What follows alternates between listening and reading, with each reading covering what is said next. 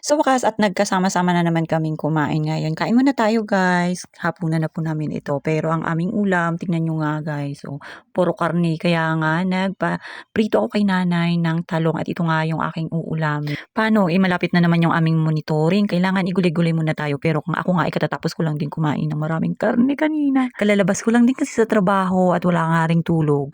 Kailangan nating kumilos dahil halos ang bilis-bilis ng oras guys. Kakoy kung itutulog ko pa ito, naku po, baka pagising ko, wala na, hapon na naman, gabi na naman. Andyan nga si Lula, sinisipag na naman at kung kami lang talaga ni nanay, hindi na namin makuhang magkuskus niya ng paso guys. Tignan nyo nga si Lula, napakasipag at nilinisan niya nga ito, yung aming bulaklak na nilagay dyan sa lamesa. At habang kami ay nagre-relax yan guys, tignan nyo nga, painat-inat pa nga, lalo pa itong si Yayam. Talagang hindi may walay sa kanya ang cellphone. At yan nga, lumabas nga pala kami dyan guys para may hanapin lang sana kaming mga gamit na kailangan bilhin.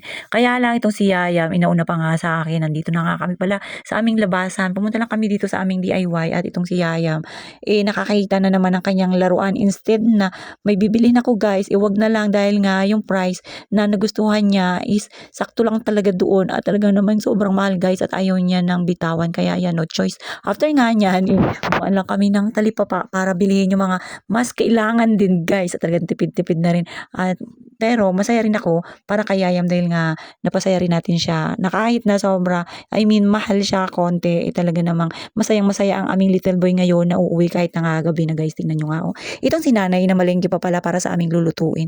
Para kinabukasan hindi na kami lalabas at alam nyo naman na maaga kaming gumigising kaya kailangan talaga na maaga pa rin kaming mamalengke at kailangan nandun na rin nga sa kusina lahat ng aming mga kakailangan. Tamang antay-antay na nga lang din kami dyan kay nanay at hindi na nga kami bumaba. Gawa ng itong bulinggit malamang mauuna pa ito sa akin pagka nagtangka akong bumaba guys. Baka mauna pa nga sa akin. Ito nga si nanay.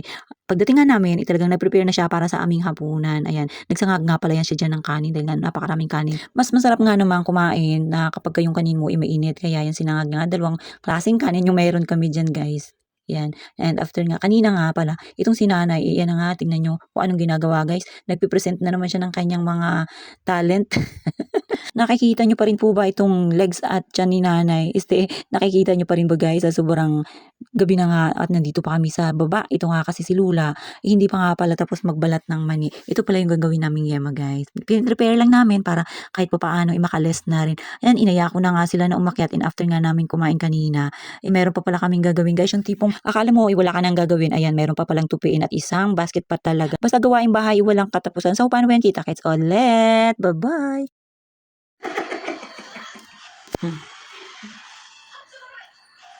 Ito naman ang pang pang pang pang pang pang.